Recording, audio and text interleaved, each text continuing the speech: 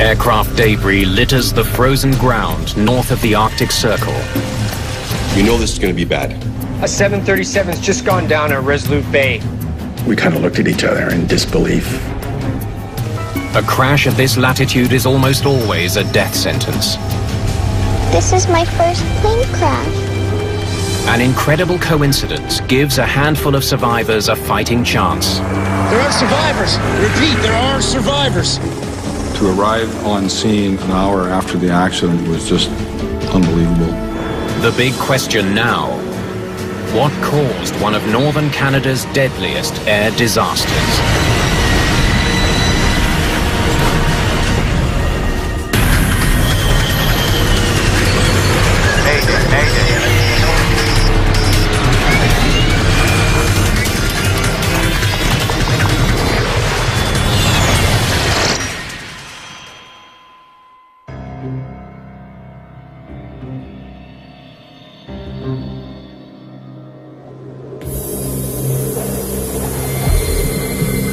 The Canadian Arctic is one of the toughest environments on the planet. Winters here are brutal, 8 months long, with temperatures plunging to minus 40 degrees Fahrenheit. Even now, during the long days of the Arctic summer, the average temperature is barely above freezing. The land is well above the tree line. It's very barren. There's nothing on it. There's no tundra, no plants, it's just sand and rock. There are no roads to this part of the world. Virtually the only way to get here is by air. And when a plane crashes in the Arctic, anyone who survives the impact has next to no hope of a quick rescue. They may face hours or days battling the elements, and they may not make it. It could be quite challenging to actually get to the site, and it could be a matter of 24 hours or longer before you could get response in there. Fortunately, today, no one has to wait that long. All right, guys, exercise over. Everybody come on in. Take a break. This crash site has been meticulously staged. It's part of a massive military exercise held each year in Canada's high Arctic. Operation Nanook. This year, it's a simulated mid-air collision. The scenario, there's some lacerations and some bleeding, complete with mock survivors, is designed to help rescuers and air crash investigators prepare for a real aviation catastrophe. Operation Nanook in 2011 was intended to simulate a major aircraft incident in our north. The Canadian forces had the lead in cooperation with our northern partners, the Canadian Coast Guard, local fire rescue personnel. So it's been splinted in place. The Transportation Safety Board. Urgent, Pry 2. And also the U.S. Navy was going to be involved in this exercise. All right, hop to it, guys. Now, come on, time's ticking. Master Warrant Officer Greg Smith is a search and rescue technician with the Canadian Armed Forces. The scenarios that we set up, we tend to make them as realistic as possible. When you see something and it looks real, you tend then to act like you would in a real scenario. Today's exercise is taking place near Resolute Bay. Though the town is home to only 230 people, it's a major transportation hub for the high Arctic. Resolute Bay Airport is the only one in the region equipped with navigational aids for automated landing approaches. It has an instrument landing system, which is the mainstay of landing systems in all the southern airports. It's what all the major airliners use to land their aircraft. It's very accurate, very precise. Because Nanook is such a massive operation, the armed forces will be handling all air traffic control duties for the airport. Can Force 2 CYRB military, continue your approach. Visibility is 10 miles. One of the planes heading to Resolute Bay is an Air Force C-17. Military and medical staff taking part in Operation Nanook are on board, as well as investigators from Canada's Transportation Safety Board. I see that equipment list again. There's a lot of considerations that have to go into a deployment into a remote part of Canada's north. There's the logistics of actually getting there, and then once you're in location, surviving is part of the issue. You need shelter, you need heat, you need food and water. It's a vital training opportunity for the entire team. If the day comes where we have to use it for real, those exercises, those lessons, their identified lessons learned will pay out in dividends. CYRB military, this is First Air 6560. There's also a commercial flight approaching Resolute Bay. First Air 6560, go ahead. CYRB military, ETA at Resolute 1643. First Air Flight 6560 is a charter flying passengers and cargo to the small community. Everything from fuel to household goods, appliances, to food, to mail is flown in. Without these flights, the community would run low on supplies very quickly.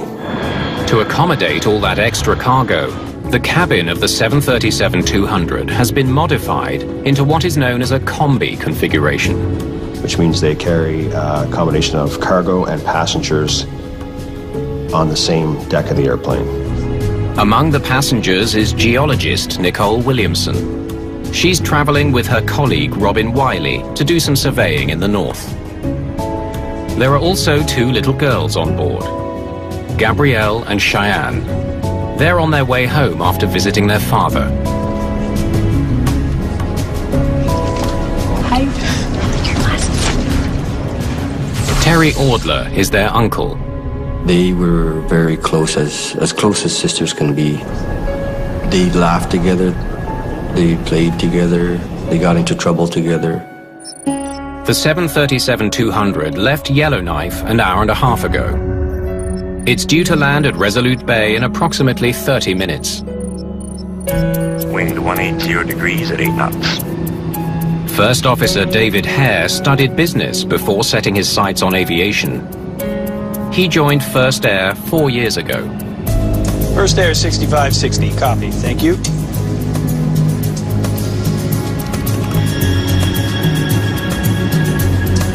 There we go. Captain Blair Rutherford has been with the airline for more than 15 years. Might as well do yours too. Heading 029 degrees. Got it. This close to the magnetic North Pole, pilots need to calibrate their compasses frequently using their GPS. Okay, let's go over the approach. Okay.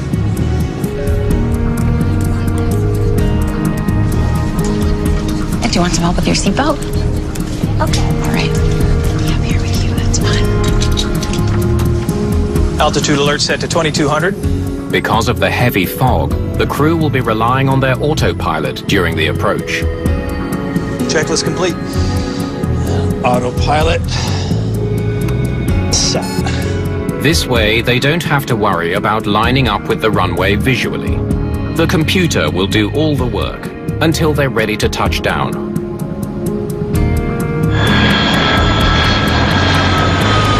$6560, you're landing on runway 35 true. It's a little wet. First Air 6560, copy, 35 true. We're 10 miles from runway. After spending a few weeks with Dad, the girls were looking forward to coming back home to Mom and Grandma and Grandpa. Almost home. At 11:40 a.m., Flight 6560 begins its final approach to the runway. Descending through 1,000 feet. First Air 6560, we're 3 miles out on final. We're over the shoreline now. All right.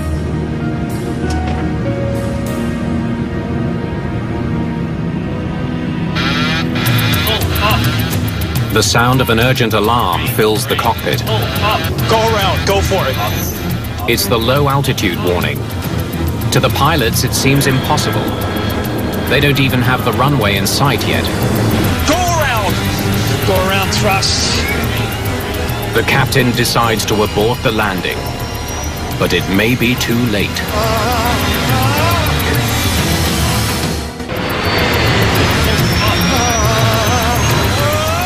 Flight 6560 slams into the ground at 180 miles an hour.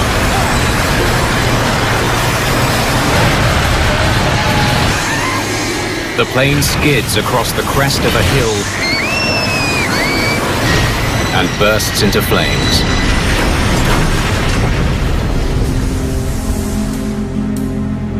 When the ground support personnel lost communication with this aircraft, they knew it was on a final approach. They were not speaking to the crew anymore.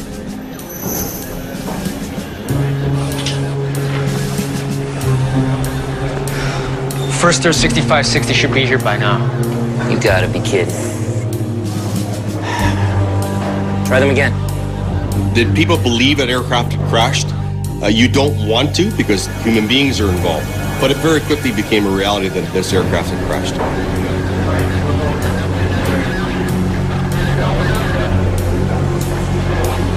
A 737's just gone down at Resolute Bay. No duff.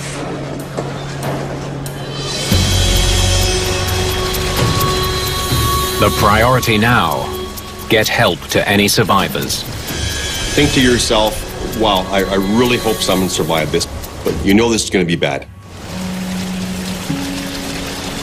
At the crash site, Gabrielle Pelkey sits alone in a nightmare. She found herself with a broken leg, cuts and bruises, and concern for her little sister Cheyenne.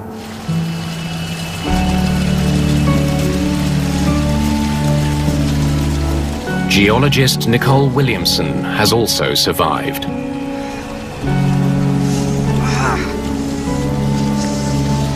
Gabrielle! Gabrielle! Oh, God. When Nicole got to Gabrielle... You're okay. You're okay. She made sure that Gabrielle was kept warm, and that was something that probably helped her with her own survival.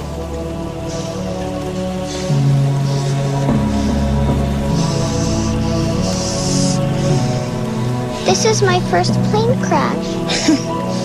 Yeah. Me too, sweetie. Me too. For Nicole to hear that from a child, it sort of brought home, you know, the innocence of it all. Okay. All right. Trying to survive it at that moment, and it was a way of focusing on each other. As they stumble through the wreckage, they find only one other survivor, Robin Wiley. They managed to get to a location where they felt, okay, this is probably a safe location, and wait and hope for the best. The three survivors are suffering from shock and shivering in near freezing temperatures. If help doesn't arrive soon, they may die from exposure.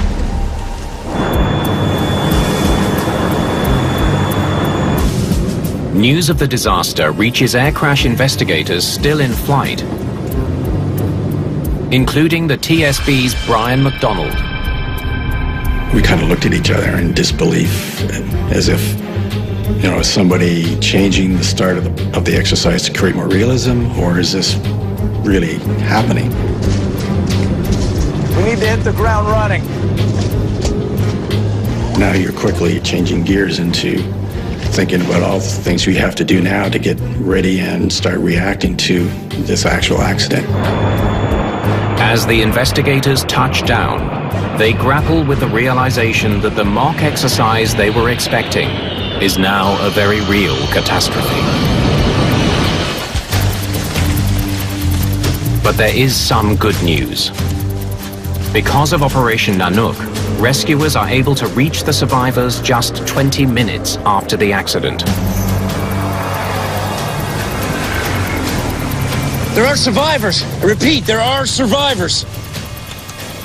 Having been to several aircraft crashes throughout my 20-year career, shock would be an understatement that these people had survived. They didn't appear to have any life-threatening injuries, so we elected to fairly rapidly stabilize some immediate fractures get them on some stretchers, and get them down to a facility that could properly evaluate and treat them in an environment that was more stable. Rescuers comb through the wreckage, but they quickly realize no one else has survived the crash. 12 people are dead. Did you find Cheyenne? Including Gabrielle's sister, Cheyenne. For a child to be given that type of information, I mean, it's always a difficult moment. This is one of the worst air disasters ever in Canada's far north.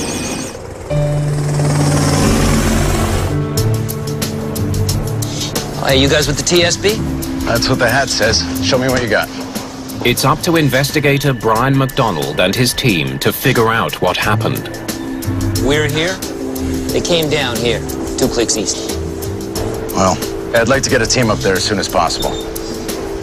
And we're going to need a space to work.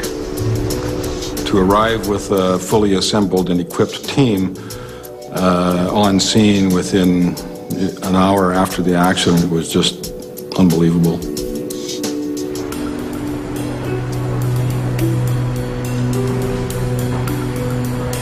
I got pretty close to the runway. The plane has crashed into the shoulder of a hill a little more than a mile east of the runway. Maybe it was the fog?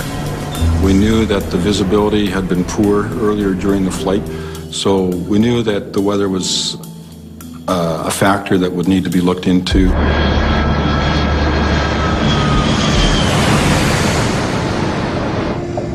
What a surprise. Fog. Resolute Bay is often fog-bound, forcing crews to rely on their autopilot and the airport's sophisticated guidance equipment. The Instrument Landing System, or ILS, is technology that can be installed on runways to help planes land in low visibility. The ILS emits a signal known as a localizer beam. It can be picked up by the plane's autopilot, which uses it to navigate the plane safely down to the runway. When you can't see the runway, when you're on approach, you rely on this ILS system to get you to a point where hopefully you can see the runway. Okay, let's go over the approach. Okay. It's not great, but it's nothing that we can't handle. At least we'll be able to do an ILS approach there. If the ILS system at the airport failed, or if the plane's autopilot wasn't able to detect the signal, it could explain the crash. What we do during any investigation is run a process of elimination, where we look at all the possible aspects of the operation and verify that things were working normally. It doesn't take investigators long to figure out that the airport's ILS was working. Another plane used the signal to land just 25 minutes after the crash of Flight 6560. We determined that the system was operating within normal operating parameters. But investigators won't know if the 737's autopilot was detecting the ILS properly until they download the plane's flight data and the cockpit voice recorders. The first responders had found them in the first 12 hours. We were able to get them on an aircraft and down to our laboratory in Ottawa on the following day.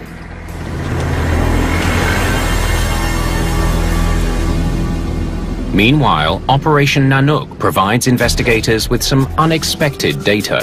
So this will show us exactly what the radar recorded? Resolute Bay Airport is not equipped with radar, but the military had set up a temporary radar system to handle the increased air traffic for Operation Nanook. The radar data was crucial to the investigation because it provided us with the flight path for the aircraft, which we wouldn't have had otherwise. It's a lucky break for investigators. When they watch the playback, they immediately notice something very unusual. Where the hell are they going? The radar shows Flight 6560 was flying parallel to the runway, not lined up with it as it should have been. The question that came to our minds immediately there was why? Why did the aircraft track in that direction? How could a modern airliner, equipped with an autopilot, crash into a hill more than a mile from the runway? A painstaking investigation will uncover a troubling explanation. With the toxic fire fully extinguished, it's now safe for investigators to head to the crash site and get a close-up look at the wreckage. They're searching for any clue that might explain why the plane drifted off course on approach to the runway. We needed to understand, what was happening with the navigation. We needed to understand how did the aircraft get right of track and why did it stay right of track. They begin by charting the location of every single piece of wreckage. You could see where the wheels had touched down and the aircraft had gone airborne for some distance. Bits of the aircraft had started to shed, and then it touched down again on the belly and came apart into three main sections. To investigators, the pattern of debris suggests a possible explanation for the crash. The wreckage seems to line up directly with a navigation tower called a VOR. When they draw a line between where the aircraft turns final and where the aircraft accident occurs, it's pretty much right at that antenna. Investigators wonder if the pilots locked onto the wrong beacon to guide their plane to the ground. The airport's VOR beacon transmits a radio signal which helps pilots find the airport. However, it's not meant to guide them onto a specific runway. For that, the crew must switch their navigation control so the autopilot can follow the airport's ILS frequency. You have an ILS, which has a beam that goes out, and if you stay right on that beam, not left, not right, but right on, it'll take you right to the center of the beginning of the runway.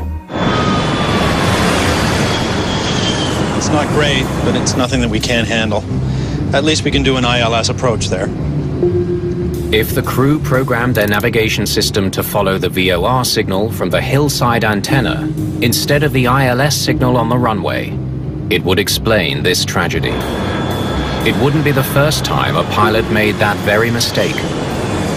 There was a previous occurrence back in the late 1980s involving a Boeing 737, and in that instance they were tracking to a navigational aid very similar to the one located in Resolute Bay, rather than to the approach aid at the runway.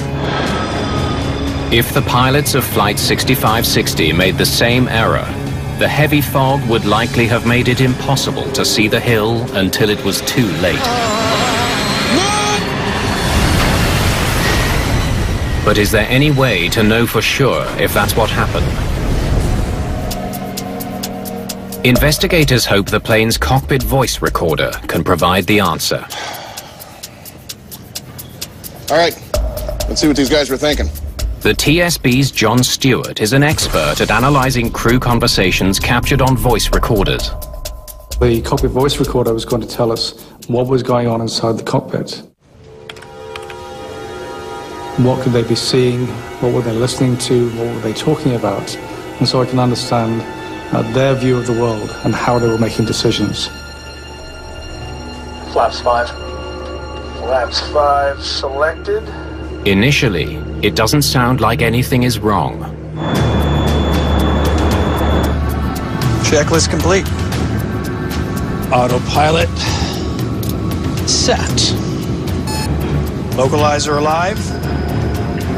Glide slope alive. The first officer acknowledges the autopilot is locking onto the airport's instrument landing system. Oh, sounds like they were following the ILS signal, all right. The words glide slope alive confirm that the autopilot is homing in on the correct signal, the runway's ILS, not the VOR beacon from the hillside tower. And from the cockpit voice recorder, we knew the crew was flying the ILS approach. So we were conclusively able to determine that where they ended up was not related to that beacon. But they still have no idea why the plane drifted dangerously off course. They listen for more clues. What they hear is stunning. GPS has us going off to the right.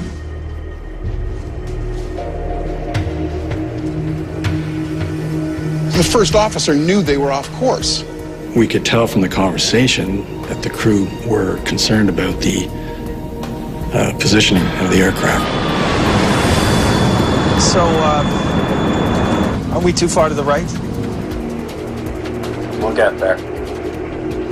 As they continue to listen, the mystery deepens. If we're going right, Resolute Hill is right of the runway. Not only did the first officer realize they were off course, he knew they were headed towards the hill next to the runway. We're not on the localizer. No, we're fine. The autopilot's tracking the localizer. I think we should abandon the approach, go around and sort this out. No, we're good. We'll continue the approach. Okay? continuing approach. As the flight progresses, you can see in the conversation between the two of them that the two pilots have differing views as to what needs to be done. Even though they were speeding towards the hill, they continued on. Go around, go for it! Go around! Go around thrust. It's a mistake that cost 12 people their lives. Why it happened remains a mystery. Why on earth did they keep flying toward that hill? The crash of First Air 6560 has touched the lives of nearly everyone in the tiny community of Resolute Bay. For a mother to have to go through that, I'd never wish that on anyone. The families want answers. There's a tremendous amount of pressure on everybody involved to find out any information. We wanted to know what happened. The wreckage tells us they were off course. They're flying parallel to the runway, and the CVR tells us they knew it. So far, the investigation into what caused the crash is only raising more questions. Why was it that corrective action came too late? Autopilot set. Localizer alive. Glide slope alive. Investigators know that the ILS beacon the pilots were tracking should have guided their plane all the way to the foot of the runway. They need to figure out why that didn't happen. This is what we've got to go on, so let's see what the data can tell us. We had the downloaded information from the flight data recorders. They hope the plane's flight data recorder will provide them with some answers. Okay, pitch up 2 degrees. Using the FDR data, speed to 168 knots. Investigators create a detailed flight path of the plane's approach. Turn left 2 degrees. The key aspects of any flight were on there. You know, altitude, speed, heading, power setting, flight control positions. Can we add the localizer beam, please? They focus on the plane's final turn toward the runway. That's where it started to go wrong. They turned too wide and never got back on the beam. The detailed flight path reveals the precise moment Flight 6560 began to veer off course. But investigators still don't understand why.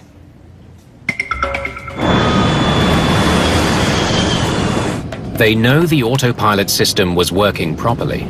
The flight data recorder indicated that the autopilot was operating throughout the recorded portion of the flight. Autopilot set. To carry out an ILS landing, the crew should have set their autopilot to a mode called VOR Loc. Localizer alive? Which is exactly what they seem to have done.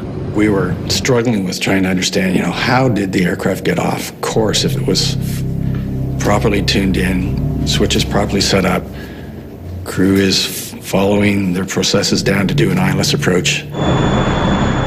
Investigators are at a loss to explain how a properly configured, functioning autopilot steered the plane off course. Until they take a closer look at the flight data. Let me just see the control wheel inputs. So the turn started out okay. Nice and smooth through here. Definitely the autopilot in control. We could determine that the turn was initiated by the autopilot. And then there's a change in the technical information that would indicate something happened in the turn. Something changes right here. These jagged corrections have got to be human. They must have been flying on manual. For some reason, it seems the autopilot switched to manual mode partway through the final turn. In this new setting, the autopilot was no longer guiding the plane to the runway.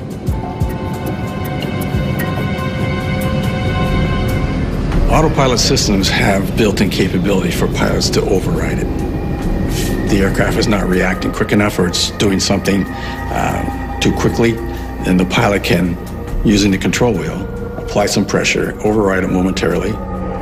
But there's nothing on the CVR to indicate that the captain intended to override his autopilot. Investigators now consider a frightening possibility. He may have done it by accident and never realized his mistake. If the autopilot mode changed from this mode of forelock to the manual mode at that timing, you could end up with the aircraft staying wings level and just maintaining that heading instead of tracking the beam. Investigators can see that at the exact moment the autopilot stopped guiding the plane to the runway, there was a slight bit of pressure on the captain's control column. Just enough to switch the autopilot from the fully automatic flight mode into manual. We believe it was likely an inadvertent pressure on the wheel. Perhaps someone was leaning over to check something or reach for a publication. It's not a lot of pressure that's required. With neither the autopilot nor the crew steering the plane toward the runway, the wind pushed it further and further off course. The autopilot wasn't locked in any longer to the localizer beam, but was maintaining wings level and that heading. And so the wind did the rest. The finding is another small step towards understanding this accident. The big question now, if the pilots knew they were flying off course. So, aren't we too far to the right? Why didn't they do something about it? We'll get there. The crew was aware that they were off course. The challenge for us was to determine why the captain continued the approach. Descending through 1,000 feet.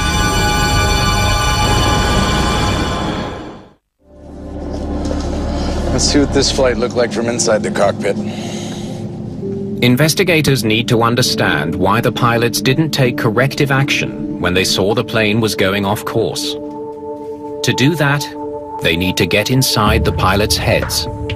The key thing that we try to do is to understand why events made sense from their point of view. I wanted to see what could each pilot see in their positions. What could they hear? What could they see of dials moving? What are the factors in that cockpit that might have led them to make the decisions they did, over and above what we'd already heard from the CVR? Using the combined information from the FDR and the CVR, investigators recreate the flight, hoping to find their answer. Autopilot set. Localizer alive. Glide slope alive. On track. Autopilot set to VOR low. The pilot's conversation provides an intriguing clue. First air 6560, we're 10 miles from runway 35 true. Gear down. It's clear they were both extremely busy preparing to land. Flight 6560, report 3 miles final. Flaps 15. Please repeat last transmission. Gear down, 3 green. Report 3 miles final. There. So busy, it seems they failed to notice when the autopilot switched to the manual mode. That's where the autopilot mode switched. There's a lot going on in the cockpit also in the turn at this time. You know, they're lowering landing gear, there's some radio calls, there's flaps coming down. So they're not necessarily looking to see if there's one light in a sea of lights that's no longer lit. And there was no discussion on the CVR that they saw anything related to the autopilot mode. But there were other clear signs that the plane was not lining up with the runway. We're not on track here. We're off to the right a bit. GPS has us going off to the right. Here and here. It's as clear as day they're well off course. Both the GPS and the horizontal indicator were clearly showing the plane was drifting further and further from the runway. Yet the captain did nothing to correct the problem. Okay. What's he thinking? The answer to that critical question is finally revealed by the FDR data. His compass is drifting. He's off by about 17 degrees. An inaccurate compass reading gave Captain Rutherford the impression that his plane was flying back towards the runway. The captain had a perception that they were on a correction course back towards the localizer beam instead of actually what they were doing was paralleling. This far north, a pilot should recalibrate his compass frequently.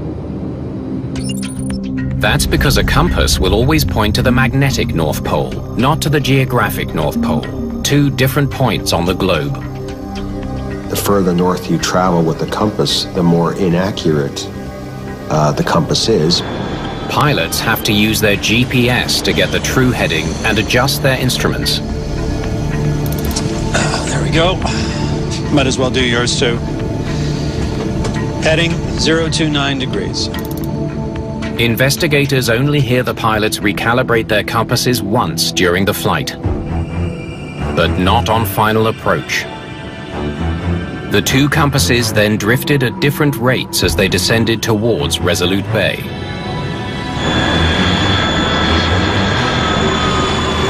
Rutherford's compass was telling him that he was flying 331 degrees, straight back towards the center line of the runway. But he was actually flying 348 degrees, straight towards the hill. The inaccurate compass reading likely convinced Captain Rutherford that his autopilot was bringing the plane back on track. Each pilot had a completely different understanding of what was going on. We're not on the localizer. Oh, we're fine. The autopilot's tracking the localizer. Having two pilots that have different perceptions of the situation is problematic. And what you need to do is bring those perceptions back together. And in this instance, that never happened. The first officer kept trying to warn the captain that they were in trouble. I think we should abandon the approach, go around and sort this out. No, we're good. We'll continue the approach. Okay. Continuing approach. As the flight progressed, the gap between each pilot's understanding of the situation widened. Green light. Gear down. 3 green. Flaps 40. Green light. You can see that things are starting to happen fairly quickly. The workload's starting to pile up. You can hear it happening in their voices. So you think it's fine? Now look, there's nothing to worry about. Same thing just happened to another pilot. We'll get back on the runway. Okay, but we're way off course. When the plane didn't head back to the runway like he thought it would, the captain couldn't understand why. Go around, go for it. By the time the crew decides to abandon the landing, go around! Go around, thrust. It's too late to get the power they need to climb out of trouble. 2 seconds later, they slam into the hill beside the runway.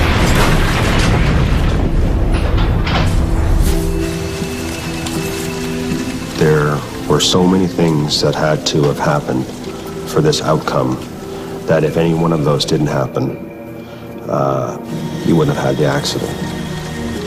The mystery of the first air disaster is finally becoming clear. But there is one last question investigators must answer. Why didn't the captain listen to the one person who was trying so hard to warn him of the impending danger? We're not on the localizer. We're fine. The autopilot's tracking the localizer. Investigators believe the captain of Flight 6560 didn't understand that his aircraft was in danger, despite his first officer's repeated warnings. GPS has us going off to the right.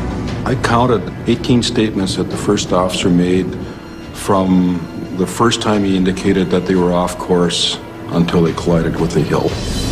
So you think it's fine? Now look, there's nothing to worry about. Same thing just happened to another pilot. We'll get back on the runway. Okay, but we're way off course. The first officer could see something was wrong. We're over the shoreline now. All right. But did not clearly state that he felt they were in danger.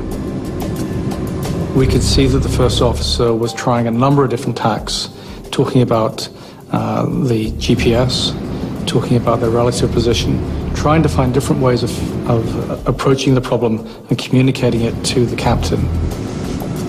Blair, I don't like this. The pilot's records paint a picture of two men with vastly different experience. First Officer Hare was new to the 737 and had fewer than 5,000 hours in the air. Captain Rutherford had more than twice as many hours in the cockpit and much more experience flying in the north. Yet for some reason he didn't pick up on what First Officer Hare was trying to tell him. They weren't resolving the problem. And so the questions keep piling up. Why does the first officer keep focusing on this? We should be configured, we're not. So his problems are mounting up and mounting up. It gets harder to pull yourself out of all of those things that you need to put right. Maybe we should go around. Continue configuring for landing. As the less experienced pilot, First Officer Hare may have felt reluctant to voice his concerns more forcefully. As a result of their conclusions, the TSB makes some important recommendations. Our job is to illuminate where the deficiencies are, and the industry and the regulator would take action to mitigate those risks.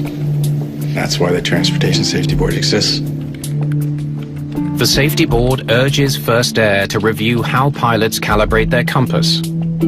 Right. And to institute clear policies on how first officers should take control in dangerous situations.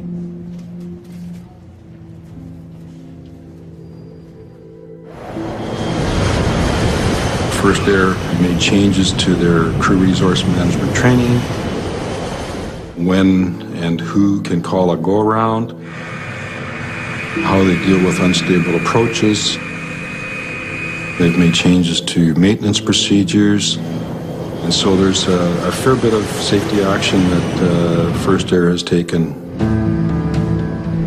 The crash of Flight 6560 brought terrible grief to Canada's north.